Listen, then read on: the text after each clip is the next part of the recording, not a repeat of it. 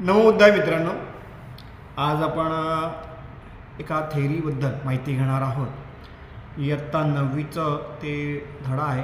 एका तृतीय पाठामध्ये महाप्रजापती गौतमी यांच्याबद्दलची काही माहिती दिलेली आहे. त्यांच्यावरती आज आपण अभ्यास करणार आहोत. सोबतच माझे जे काही इतर मित्र आहेत जे MAला आहेत, त्यांच्या थेअरी गाथा हा त्यांना जर सब्जेक्ट असेल आणि त्याच्यामध्ये त्यांना महाप्रजापती गौतमी यांचीही प्रस्तुत पाठ आहे, तो त्यांच्यामध्ये त्यांचा अभ्यास करायचा आहे महाप्रजापती गौतमींचा. तर त्यावरतीच आपण अभ्यास करणार आहोत. सुरुवातीला आपण पाहणार आहोत की इयत्ता 9वीच्या पुस्तकामध्ये काय दिले आहे ते. नंतर आपण प्रत्येक जी गाथा आहे त्या प्रत्येक गाथेमधील शब्द आणि शब्दांचा अर्थ समजणार आहोत पालीतून मराठीमध्ये, आणि त्यानंतरच आपण पूर्ण गाथा ट्रान्सलेट करणार आहोत. तर आपण सुरुवातीला ही कुठे तुम्हाला सापडते सॉरी तर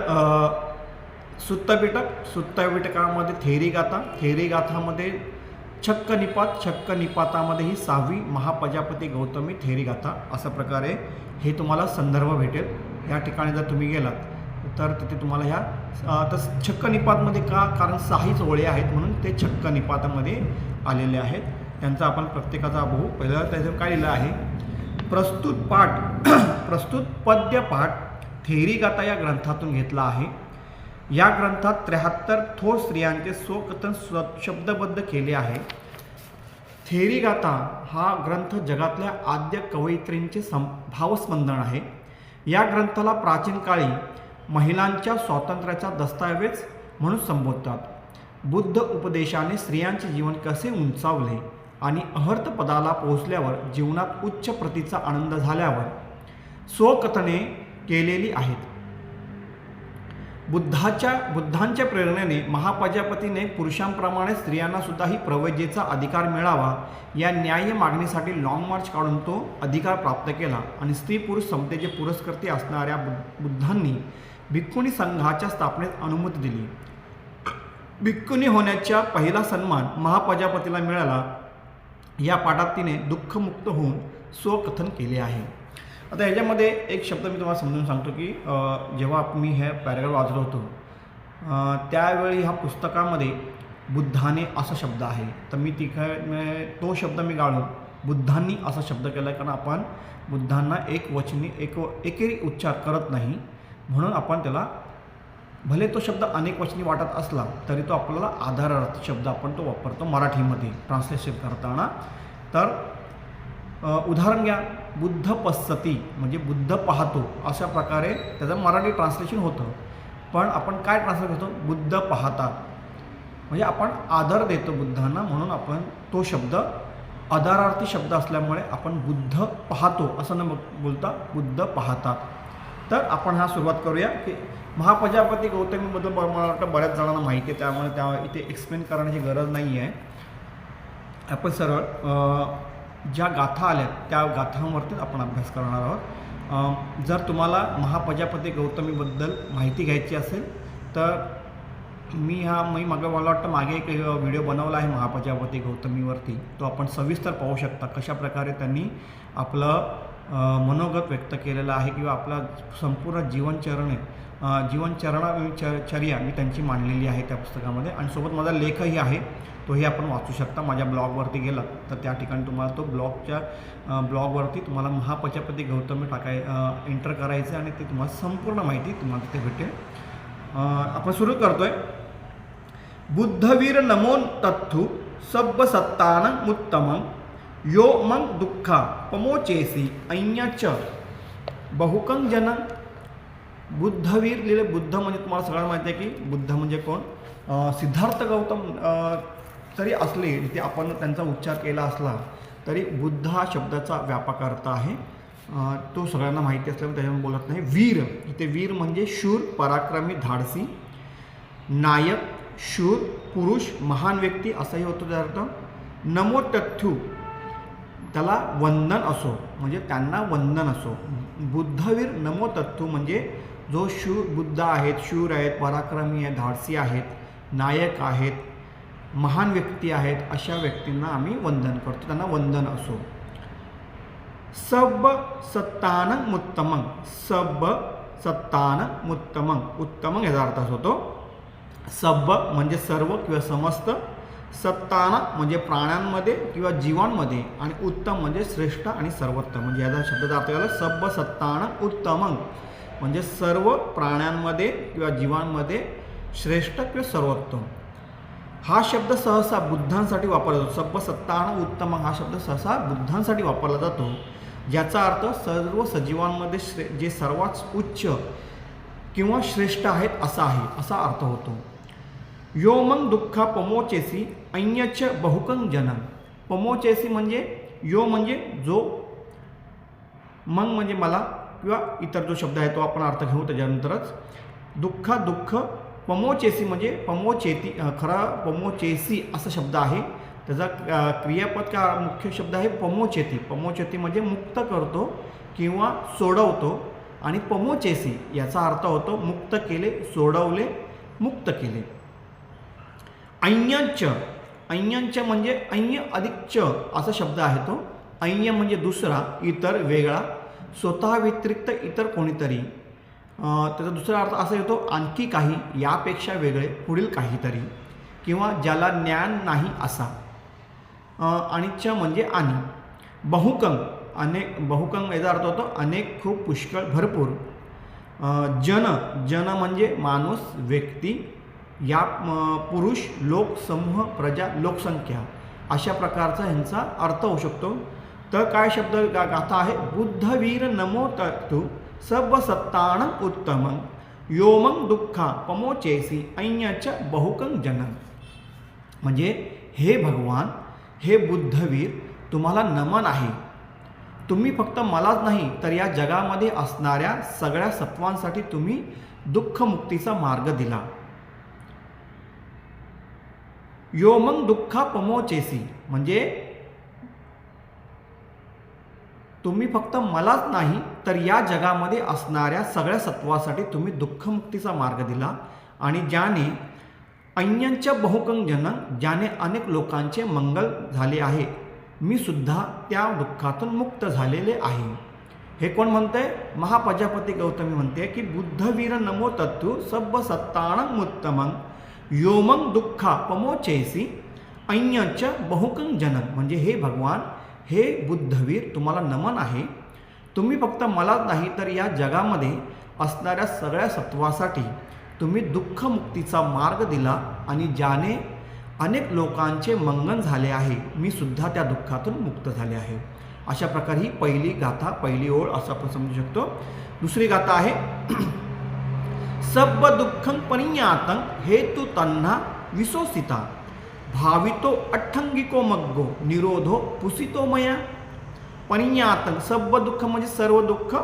सब सर्व आपण आता अर्थ समजला, त्याचा अर्थ आपण अर्थ घेतला की सर्व सब म्हणजे सर्व किंवा समस्त, दुःख म्हणजे दुःखच.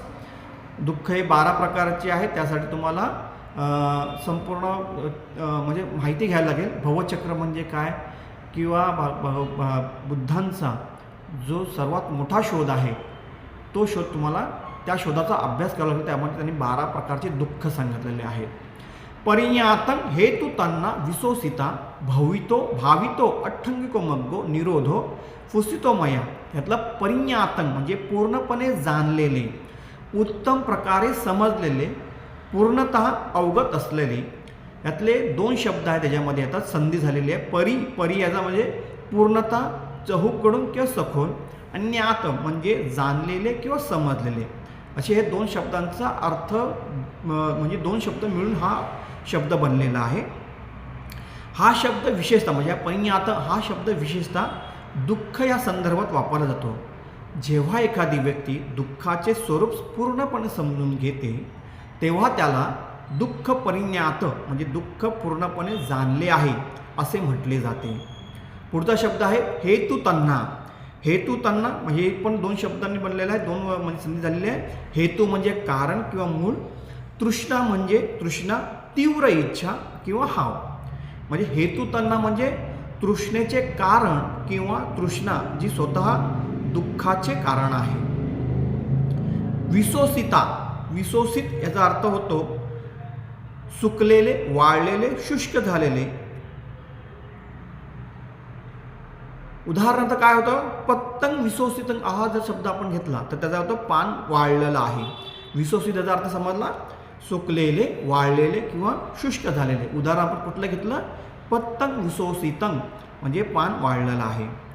धम्मपदामध्ये किंवा उपदेशांमध्ये हा शब्द अनेकदा ओलावा संपणे, धम्मपदाचा जेव्हा आपण अभ्यास करतो तेव्हा हा शब्द येतो. त्याच्यामध्ये काय त्याचा अर्थ काय होतो की अनेकदा ओलावा संपणे, आसक्ती सुकणे किंवा सागरातील पाण्याचे तृष्णेचे बाष्पीभवन होणे या अर्थाने वापरलेले आहे. भावित, भावित याचा अर्थ होतो विकसित केलेले, जोपासलेले, वाढवलेले किंवा भावना अभ्यास केलेले.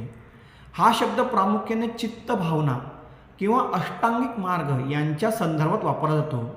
जेव्हा एखादी व्यक्ती ध्यान किंवा सद्गुणांचा सराव करते तेव्हा त्याला भावित करणे असे म्हणतात. भावित याचा अर्थ समजला, विकसित केले, जोपासलेले. म्हणजे आपल्याला जेव्हा आपण ध्यान करतो तेव्हा आपल्या सद्गुणांचा आपण सराव करतो तेव्हा त्याला भावित करणे असे म्हणतात. हा शब्द कशाला, भावी याचा दुसरा अर्थ कुठला होता, भावी असा आहे.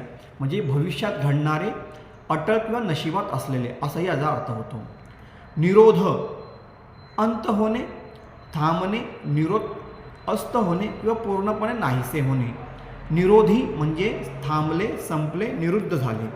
निरोध म्हणजे केवळ एखादी गोष्ट थांबवणे नव्हे तर दुःखाच्या मुळाचा किंवा तृष्णेचा असा नाश करणे की ती पुन्हा उत्पन्न होणार नाही. निरोध शब्दाचा अर्थ समजला आपल्या इथे आलेला आहे. सब्ब दुःखं परियातं हेतू तन्ना विसोसिता भावितो अरियंग अठ्ठगो मग्गो निरोधो फुसितो मया. फुसित यातला शेवट दुसरा शब्द आहे फुसित. हा शब्द फुस म्हणजे स्पर्श करणे किंवा अनुभवणे या धातूपासून बनला आहे. याचे दोन मुख्य अर्थ होतात. एक घट्ट बसवलेले, सांधलेले, एकमेकांना स्पर्श केलेले. दुसरा अर्थ होतो प्राप्त केलेले, साध्य केलेले किंवा अनुभवलेले. जेव्हा एखादी व्यक्ती ध्यानाद्वारे एखादी अवस्था, शांती किंवा निर्वाण स्पर्श करते किंवा प्राप्त करते तेव्हा तिला फुसित असे म्हणतात. फुसित याचा दुसराच अर्थ आहे फुसित. जर हा शब्द घेतला आपण तर अनुभवणारा, प्राप्त करणारा आणि पोहोचणारा. पाली साहित्यात फुसित हा शब्द केवळ शारीरिक स्पर्शासाठी नव्हे तर निर्वाण सुखाचा अनुभव घेणे या उच्च दर्जा अर्थासाठी देखील वापरला जातो. आणि शेवटचा शब्द आहे मया. मया म्हणजे अहंग म्हणजे मी, मय म्हणजे बनलेले, घडवले, निर्मित, आणि मया म्हणजे माझ्याद्वारे, माझ्याकडून आणि माझ्याशी. पालीमध्ये जेव्हा आपण मया कथम म्हणतो तेव्हा त्याचा अर्थ होतो मी हे केले आहे किंवा माझ्याद्वारे हे केले गेलेले आहे. अशा प्रकारे ही सगळं अर्थ. आता ह्याला महत्त्वाचा शब्द होता तो आर्य अठ्ठंग मग्गो म्हणजे आर्य अष्टांगिक मार्ग. आर्य अष्टांगिक मार्ग कुठले आहेत तर आपल्याला सगळ्यांना माहिती आहे की 8 प्रकारचे मार्ग सांगेल. त्याच्यामध्ये आले सम्यक वाचा, सम्यक कर्मांत, सम्यक वाणी, सम्यक आजीविका, सम्यक दृष्टी, अशा प्रकारचं सर्व 8 जे मार्ग आहेत, संयम, व्यायाम, संयम, समाधो, सम्यक समाधी, अशा प्रकारचे जे 8 मार्ग भगवान बुद्धांनी सांगितलेले आहेत.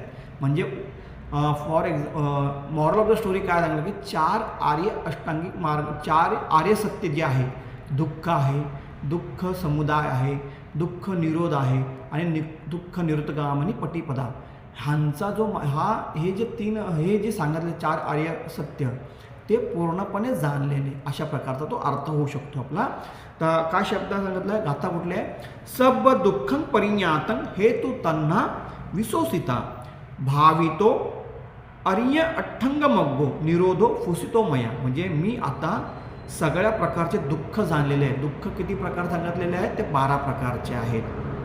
आणि 12 प्रकारचे दुःख तुम्हाला कुठे भेटतील म्हणजे अभ्यास करायला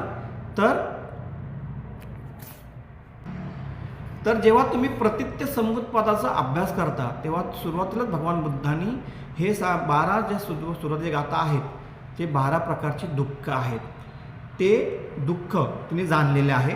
त्याचबरोबर माझ्या तृष्णासुद्धा पूर्णपणे नष्ट झालेली आहे आणि आता आर्य अठ्ठमिक मग्गाचा अभ्यास करून पूर्णपणे दुःखातून मुक्त झालेली आहे.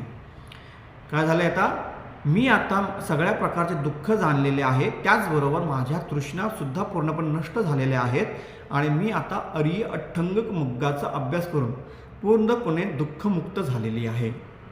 ही आहे दुसरी गाथा.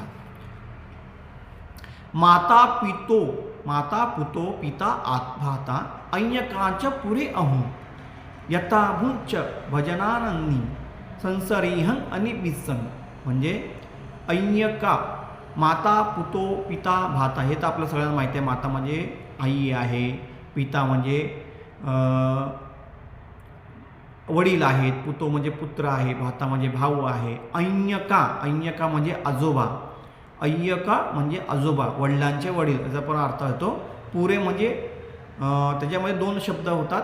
दूर म्हणजे शहर, नगर, राजस्थानी किल्ला, राजधानी किल्ला व दुर्ग. आणि पुरे म्हणजे पूर्वी, आधी, प्राचीन काळी. पुरे म्हणजे पुरे चरितन, उदाहरण घ्यायला गेलं तर पुरे चरित्र म्हणजे आधी आचरलेले. पुरा जसे आपण मराठीत कोल्हापूर, पंढरपूर म्हणतो, त्यात पूरचा अर्थ नगर असा होतो, जो मूळ पाली पूर या शब्दातून आलेला आहे. जर पूर हा जर शब्द पाहिला तर बऱ्याच ठिकाणी कोल्हापूर आहे, पंढरपूर आहे, चंद्रपूर आहे.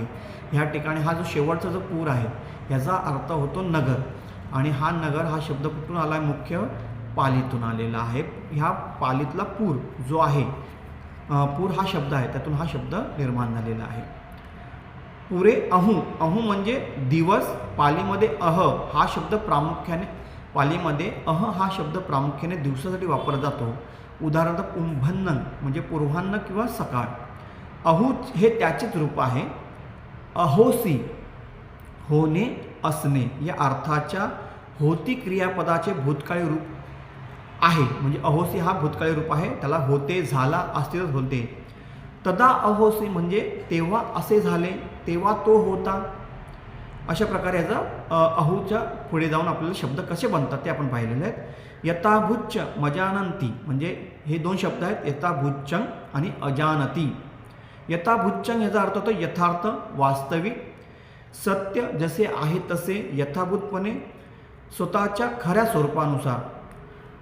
जेव्हा आपण म्हणतो की एखादी गोष्ट यथाभूच्च आहे, तेव्हा त्याचा अर्थ ती गोष्ट सत्य, अकृत्रिम आणि नैसर्गिक आहे. साधनेमध्ये जेव्हा साधक जगाकडे जसे आहे तसे पाहतो, तेव्हा त्याला यथाभूत ज्ञान प्राप्त झाले असे म्हणतात. म्हणजे आपण गुरुजी नेहमी म्हणतात की जसं आहे तेवढंच उत्तर तुम्ही बघा, म्हणजे रिॲक्ट होऊ नका, जसं आहे तसं पाहत राहा. भावना म्हणजे आपल्या शरीरावर ज्या काही वेदना जाणवतात आहेत ते जसं आहे तसं पहा, असं गुरुजी नेहमी सांगतात. अजानंत म्हणजे न जाणणारा, माहीत नसलेला, अज्ञानी असलेला, अनाकलीय स्थितीत असलेला. अशा प्रकारे ह्या दोन शब्दांचा अर्थ होतो. संसरीहं म्हणजे संसरी अधिक अहं म्हणजे मी, संसरी म्हणजे भटकला, प्रवास केला, संसरण केले, जन्म मरणाच्या चक्रात फिरला. अशा प्रकारे त्याचा अर्थ होतो. बौद्ध दर्शन म्हणजे जेव्हा आपण साहित्याचा अभ्यास करतो तेव्हा संसार ही संकल्पना जन्म मरणाच्या अविरत चक्राला दर्शवते. संसरी हा शब्द त्या चक्रात अडकलेला जीवांच्या प्रवासाचे वर्णन करतो. म्हणजे हा संसार चक्र जे आहे, म्हणजे जन्म मरणाचा जो फेरा आहे ह्याच्यामध्ये जो अडकलेला आहे त्या जीवाच्या प्रवासाचे वर्णन करते. याचा अर्थ होतो संसरी. अनिबिस्सन म्हणजे अनिबिस्सनं समजून न घेणारा, बोध न होणारा, सत्याचा बोध न लाभलेला किंवा मुक्तीचा मार्ग न गवसलेला. तर ह्याचा अर्थ काय होतो? माता पुतो पिता भाता ऐयकाच पुरे अहून यथाभूच्च मजानंती म्हणजे यथाभूच्च अजानती संसारेहन आणि विसन. तर याआधी माझी आई, पिता, भाऊ, पती, खूप सारे प्रकारचे नातेवाईक होते आणि यांच्याप्रती यथार्थ न जाणून मी हा भव्य संसारामध्ये पुन्हा पुन्हा जन्म घेऊ लागले, पुन्हा पुन्हा मरू लागले. म्हणजे आपल्याला एक ज्याची कल्पना नसते आपल्याला, जसं आता आपण पाहिलं की त्या गोष्टीची आपल्याला माहीत नसते, तर आपण त्या सर्कलमध्ये कंटिन्यू फिरत असतो. म्हणून सांगितलं की प्रत्यक्ष समुत्पादचे हे जे 12 प्रकारचे दुःख आहेत ते अभ्यासणं खूप महत्त्वाचं आहे. म्हणजे दुःख, अर्य, सत्य हे जाणलं दुःख नंतर दुःख समुदाय सांगणं म्हणजे दुःखाचं संपूर्ण काम, तृष्णा, भव जे काय आहे, ह्या ज्या 3 जोड्यांमध्ये वेगवेगळ्या प्रकारचे दुःख संसारलेले आहेत आणि पुढे जाऊन निवृत्तीचा होऊ शकतो. आणि निवृत्तीचा मार्ग म्हणजे आर्य अठ्ठंगिक मार्ग. त्यासाठी ते सांगितलं की हा मी जाणला नव्हता, जोपर्यंत मी हा जाणत नव्हते तोपर्यंत मी ह्या सर्व नातेवाईकांमध्ये आई वडील भाऊ बहीण सगळे आहेत त्यांच्यामध्ये त्यांच्या प्रती मी ह्याच भव्य संसारामध्ये जन्म मरणाच्यामध्ये फिरत राहिले. पुन्हा जन्म घेतला, पुन्हा मरू लागले. दिट्टो हि मे सो भगवा अंतिमोयन समुच्चयो विखिनो जाती संसारो नथी दानी पुनर्भव. दिठ्ठ म्हणजे पाहिलेले. हा शब्द दिस म्हणजे दिसणे किंवा पाहणे या धातूचे कर्मणी भूतकर्मवाचक रूप आहे. म्हणजे पास्ट पॅसिव्ह पार्टिसिपल आहे. दिठ्ठ हे पास्ट पॅसिव्ह पार्टिसिपल म्हणजे कर्मणी कर्मवाचक रूप आहे. याचा अर्थ होतो पाहिलेले, दिसलेले, दृश्यमान, प्रत्यक्ष अनुभवलेले. दिठ्ठ म्हणजे जेव्हा हा शब्द नाम म्हणून वापरला जातो तेव्हा त्याचा अर्थ वेगळा होतो. त्याचा अर्थ होतो शत्रू, वैरी किंवा विरोधक. म्हणजे 2 प्रकारे त्याचा अर्थ होतो. एक काय होतो कर्मणी भूतवाचक म्हणून जर पाहिला त्याचा अर्थ होतो पाहिलेलं, दिसलेले. पण जेव्हा हा नाम म्हणून वापरला जातो तेव्हा त्याचा अर्थ होतो शत्रू, वैरी किंवा विरोधक असाही अर्थ होतो. हे लक्षात ठेवायचं आहे. अंतिमोयम दिट्टो हि मे सो भगवा. सो म्हणजे तो, भगवा म्हणजे भगवान बुद्ध, पण आपण इथे अर्धरात्री वापरतो म्हणून त्यांना आपण भगवान असं शब्द म्हणून सो भगवा म्हणजे तो भगवान असा होतो. हि मे सो अंतिमोयन समुच्चयो. अंतिमोय हे शेवटचं वाक्य आहे. अंतिमोय म्हणजे शेवटचं आहे. हा अंतिम आहे.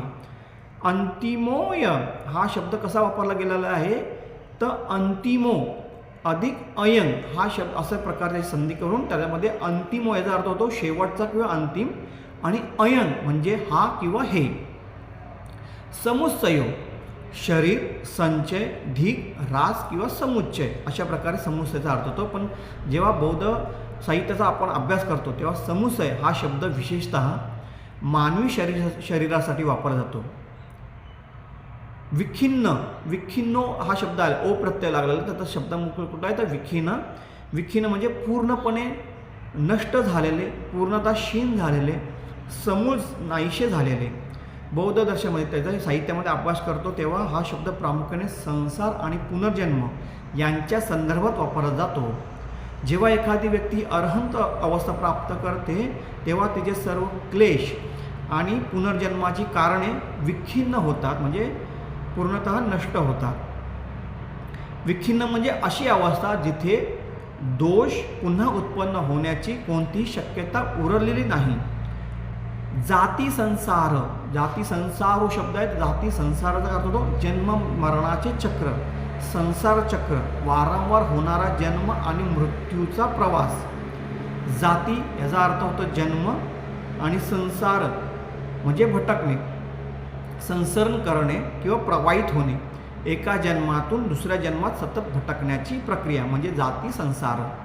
नथी म्हणजे नाही, अस्तित्वात नाही, काहीही नाही. हा शब्द 2 शब्दांनी म्हणला आहे. न म्हणजे नाही आणि अत्ती म्हणजे आहे किंवा अस्तित्व आहे. ह्या 2 शब्दांचा बनून नत्ती हा शब्द बनलेला आहे. दानी, दा मधला पहिला दा हा शब्दाचा होतो देणारा, अर्पण करणारा किंवा प्रदान करणारा. आणि दानी हा जर शब्द घेतला तर आत्ता, या क्षणी किंवा लगेच असे हे 2 शब्द आहेत. पुनर्भव म्हणजे पुनर्जन्म, पुन्हा होणारे अस्तित्व, नवा जन्म, भविष्यातील जीवन. अर्हंत अवस्था प्राप्त केल्यावर बुद्ध म्हणतात नथी दानी पुनहो, आता पुन्हा जन्म नाही. याचा अर्थ असा की पुनर्जन्माची सर्व कारणे मुळापासून नष्ट झालेली आहेत. तर काय गाठीचा अर्थ आहे दिट्टो हि मे सो भगवा अत्तिमोयन समुच्चयो विखिनो जाती संसारो नथी दानी पुनर्भवो. म्हणजे जेव्हापासून मला भगवंतांचा धर्म पूर्णपणे समजलेला आहे तेव्हाच मी समजून गेले की हा माझा शेवटचा जन्म आहे. आता परत माझा या संसारामध्ये जन्म नाही, मृत्यू नाही, परत मी उत्पन्न होणार नाही. म्हणजे पूर्णतः 4 आर्य सत्यांचा तिला महाप्रजापती गौतमींना बोध झालेला आहे. चार आर्य सत्य आहेत, 3 लक्षणं आहेत, दुःख, अनित्य, अनाथ ह्याचं त्यांना समजलेलं आहे. परत प्रतित्य समुत्पादाची त्यांची जी कडे आहेत त्या सर्व त्यांना समजलेल्या असल्यामुळे त्यांनी काय सांगितलं आहे, जेव्हापासून मला भगवंताचा धर्म पूर्णपणे समजलेला आहे, म्हणजे हे सर्व जे आपण बोललो 4 आर्य सत्य, प्रतित्य समुत्पाद, 3 लक्षणं, हे सर्व त्यांना समजल्यामुळे ते म्हणाले आहेत की मला भगवंताचा धर्म पूर्णपणे समजलेला आहे. तेव्हाच मी समजून गेले की आता मगाशी आपण पाहिलं की ती अवस्था कुठल्या त्यांनी प्राप्त केलेल्या आहेत. तर त्यांनी त्या अवस्थेमध्ये ते होत्या, त्यामुळे त्यांना समजलं की हा माझा आता शेवटचा जन्म आहे, परत माझा या संसारामध्ये जन्म नाही, मृत्यू नाही, परत मी उत्पन्न होणार नाही. आरब्ध वीर्ये पहितत्ते निच्चं दल्ह परक्कमे समग्गे सावके पस्से ऐसा बुद्धान वंदना. आरब्ध वीर्य म्हणजे उत्साही, प्रयत्नशील, ज्याने प्रयत्न सुरू केले आहेत असा कंबर कसलेला किंवा वीर्यवान हा शब्द अशा व्यक्तीसाठी वापरला जातो जी आळस सोडून ध्येय प्राप्तीसाठी, विशेषतः आध्यात्मिक प्रगतीसाठी पूर्ण शक्तीशी कामाला लागलेली आहे. आता आराध्य वीर्य हा शब्द प्रत्येक विद्यार्थ्यांसाठी महत्त्वाचा आहे, प्रत्येक व्यक्तीसाठी महत्त्वाचा आहे.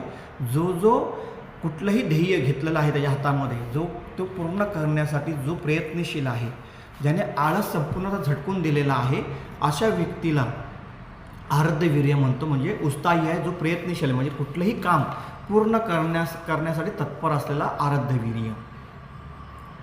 आराध्य म्हणजे सुरू केलेले, दृढपणे पकडलेले किंवा हाती घेतलेले, आणि वीर्य म्हणजे ऊर्जा, वीर्य, उत्साह आणि शक्ती, अशा उत्साह आणि शक्ती अशा प्रकारे हे 2 शब्दांचं मिळून आराध्य वीर्य झालेलं आहे. पहितत्त्य लिहिलेलं आहे. तर पहितत्त्य याचा अर्थ होतो दृढ निश्चयी, तत्पर, स्वतःला झोकून देणारा, ज्याने आपले मन किंवा स्वतःला पूर्णपणे ध्येयासाठी समर्पित केले आहे असा व्यक्ती. नित्य म्हणजे शाश्वत, कायमस्वरूपी, स्थिर, नित्य याचा अर्थ म्हणजे मराठीमध्ये नित्य जर आपण बोललो तर, आणि पालीमध्ये नित्य म्हणजे याचा अर्थ होतो काय, शाश्वत, कायमस्वरूपी, स्थिर, नेहमी, सतत, सर्व काळ. निच्चांग म्हणजे सतत, निरंतर, कायमच्या आणि शाश्वतपणे असा त्याचा अर्थ होतो. म्हणजे एखादी गोष्टी जी मध्ये न थांबता अखंडपणे चालू असते, उदाहरणार्थ निरंतर चालण्याची प्रक्रिया, तो नेहमी निश्चंग सत्याचा मार्ग निवडतो, म्हणजे कोणत्याही परिस्थितीत किंवा प्रत्येक वेळी, अशा त्याचा प्रकारचे अर्थ आहे. दृढ पराक्रम, दृढ म्हणजे दृढ, परक मजबूत, पक्का, कठोर. पराक्रम म्हणजे पराक्रम, प्रयत्न, पुरुषार्थ आणि उद्योग. मग ह्याचा अर्थ काय होणार, दृढ पराक्रमी. दृढ पराक्रम म्हणजे दृढ पराक्रमी, सातत्यपूर्ण प्रयत्न करणारा आणि कठोर परिश्रमी. बौद्ध धम्मग्रंथामध्ये हा शब्द अशा व्यक्तीसाठी वापरला जातो जो आध्यात्मिक प्रगतीसाठी किंवा निर्वाण प्राप्तीसाठी अखंड आणि जोरदारपणे प्रयत्न करतो. आता हे साहित्यामध्ये झालं, ज्यांना निर्वाण प्राप्त करायचं आहे किंवा निर्वाण किंवा अनंतपद प्राप्त करायचं आहे, अशा व्यक्तींसाठी हा शब्द वापरलेला आहे. पण हा शब्द आपल्यासाठी पण वापरला जाऊ शकतो, कारण आपण जर एखादं ध्येय घेतलं हातामध्ये, तर आपण दृढ पराक्रमाने ते ध्येय पूर्ण केलं पाहिजे. म्हणून आपण हा शब्द वापरू शकतो की दृढ पराक्रम. म्हणजे एखाद्या विद्यार्थ्याने परीक्षेसाठी मला ह्या परीक्षेमध्ये 90 अबाव मार्क भेटलीच पाहिजे, 95 अबाव मार्क भेटलीच पाहिजे, अशा प्रकारे सतत मेहनत करण्यासाठी, अशा प्रकारचा सम्यक संकल्प करण्यासाठी ज्यांनी दृढ परिश्रम केलेला आहे, पराक्रम केलेला आहे, अशा विद्यार्थ्यांसाठी हा शब्द इथे वापरला जाऊ शकतो, आपण वापरू शकतो. सावक म्हणजे शिष्य, अनुयायी, विद्यार्थी. पस्स म्हणजे बाजू, कूस किंवा जवळ, हा एक नपुंसकलिंग नाम किंवा विशेषण होऊ शकतं. पस्सच्या पुढे झालं पस्सती, वर्तमान काळ, तिसरी व्यक्ती एकवचन म्हणजे थर्ड पुरुष झालं. पाहतो, समजतो. पस्से हे विद्यार्थी ऑप्टेटिव्ह आहे, पाहू शकेल, पाहते, अशा प्रकारे ह्यांचा अर्थ बदलत जातो. म्हणजे एक शब्द आहे, आपण काय घेतलं, पस्स हा शब्द घेतला, त्याच्यामध्ये काही नपुंसकलिंगी नाम किंवा विशेषण पण होऊ शकतं ते. मग त्याच्यामध्ये अर्थ काय होतो, बाजू, कूस, जवळ. आणि पस्सती जर अर्थ घेतला, पस्सच्या पुढे पस्सती घेतलं तर तो जातो वर्तमान काळामध्ये. पाहतो, समजतो. आणि पस्से हा विद्यार्थीमध्ये जातो ऑप्टेटिव्ह मोडमध्ये, तर पाहू शकेल, पहावे अशाही प्रकारे त्याचा अर्थ होतो. ऐसा, ऐसा म्हणजे एत किंवा ऐसा म्हणजे हा, ही किंवा हे. याचा वापर हा माणूस, हा विचार, ही जात किंवा ही गोष्ट दर्शवण्यासाठी होते. ऐसतंग ह्याच्या पुढचा तो त्याच्यामध्ये जर जोडून घेतला तर ऐसतंग म्हणजे शोधत असलेला, शोध घेणारा. एसी हा भूतकाळामध्ये जर बघितला तर शोधले, शोध घेतला. एतरही हा अव्यय आहे, आत्ता, या क्षणी आणि सध्या. तर हा गाथा कुठली आहे?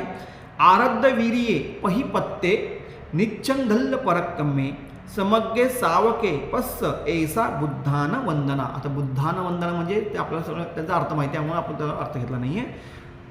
तर ह्या गाथेचा पूर्ण अर्थ काय होतो? कठीण परिश्रम करून, कठीण वीर्य गाजवून मी बुद्धांचा धम्म जाणत आहे. म्हणजे मी कठीण परिश्रम केलेला आहे, उत्साहीप्रमाणे जे मी काय काम केलेलं आहे ते त्यांच्या धम्म जाणत आहे. आणि मी सगळ्या श्रावक संघाला एका नजरेत बघत आहे. हीच माझी भगवान बुद्धांप्रती वंदना आहे. म्हणजे समभावेमध्ये ती आपली महाप्रजापती गौतमीचं हृदय आता विकसित झालेलं आहे. बहुनं वत अत्थाय माया जननी गौतमं व्याधी मरण तुन्नान दुःख खंदन व्यपानुदी. बहु म्हणजे पुष्कळ, अनेक, खूप, बहुसंख्य लोक, जनता किंवा पुष्कळ गोष्टी. वत याचा अर्थ होतं, आता बहुणंग याला लागला अंग प्रत्यय लागलेला, त्यामुळे द्वितीय विभक्ती असू शकते. हा तुम्ही मला समजून सांगायचं आहे की कुठली विभक्ती येईल ती. बहुणंग म्हणजे पुष्कळ, वत म्हणजे हे उद्गारवाचक किंवा अव्यय म्हणून हा शब्द वापरतो. हा शब्द भावना व्यक्त करण्यासाठी वापरला जातो. वत हा शब्द भावना व्यक्त करण्यासाठी शब्द म्हणजे अरे रे, अहो, अहो वा, अरे, आश्चर्य, खेद किंवा आनंद व्यक्त करण्यासाठी, म्हणजे अशा प्रकारच्या ज्या भावना आहेत त्या व्यक्त करण्यासाठी हा शब्द वापरतो.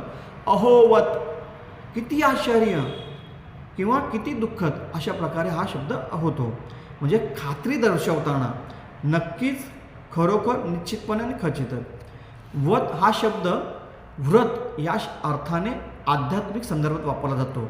व्रत, नियम, धार्मिक आचरण, आध्यात्मिक सराव किंवा संकल्प. एखाद्या ध्येयासाठी किंवा आध्यात्मिक प्रगतीसाठी पाळला जाणारा कठोर नियम किंवा विधी.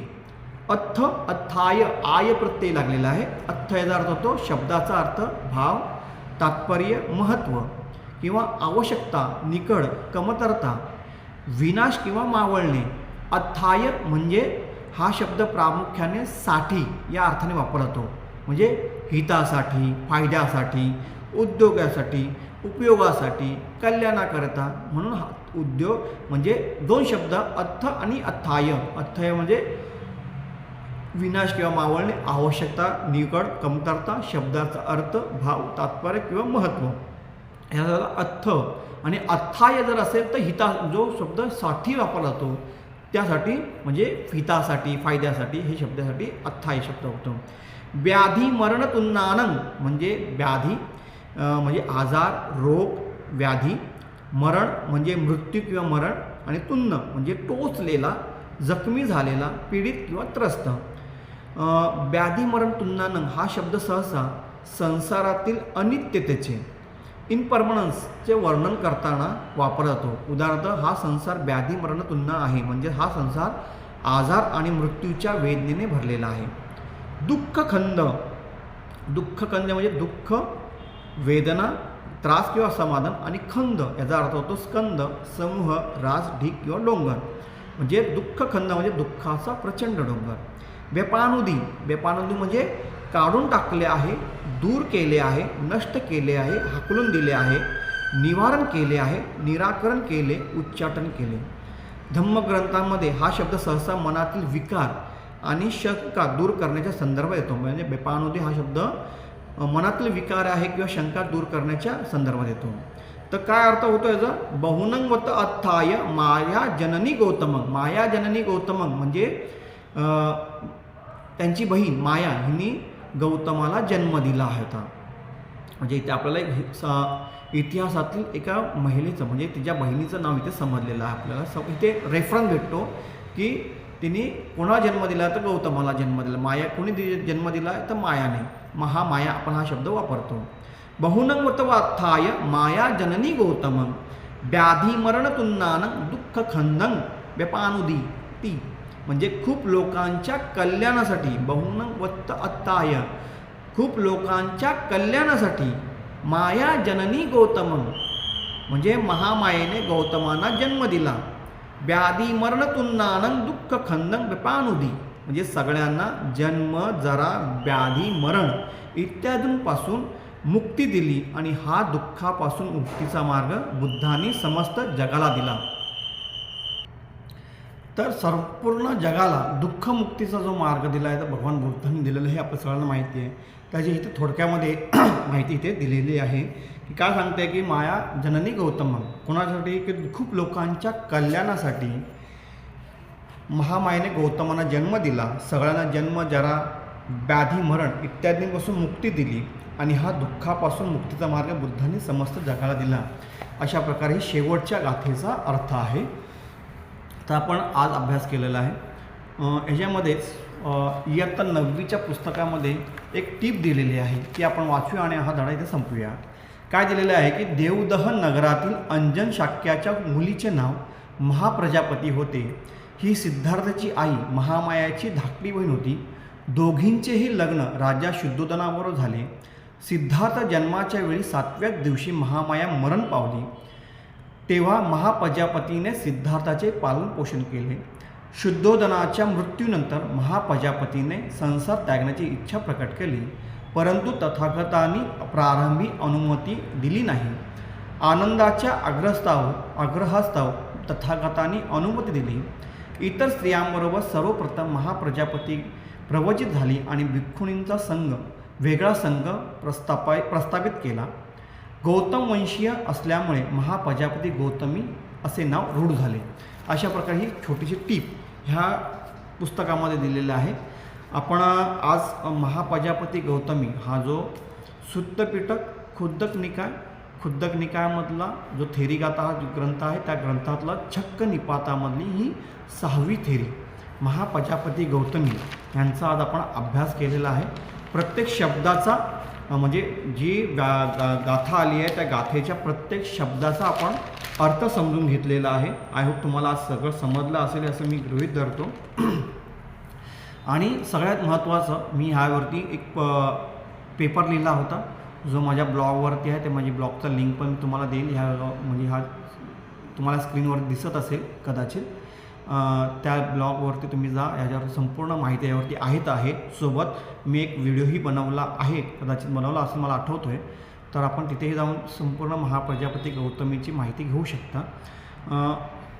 9वीचे विद्यार्थी आहेत आणि माझे काही मित्र आहेत पालीचे, त्यांना हे सेशन म्हणजे हे ज्या 6 गाथा आहेत त्या अभ्यासासाठी आहेत.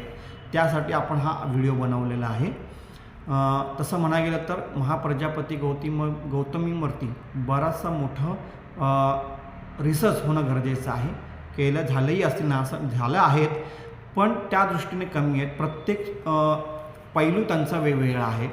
उदाहरण बालपणापासून ते सिद्धार्थ गौतमाचं गृहत्यागापर्यंत त्यांचं आयुष्य, त्यानंतर गृहत्यागानंतर त्यांनी भिक्खुणी संघ स्थापन करण्यापर्यंतचं आयुष्य आणि त्यानंतर भिक्खुणी संघ स्थापन झाल्यानंतर त्यांचं परिनिर्वाण होईपर्यंतचं आयुष्य.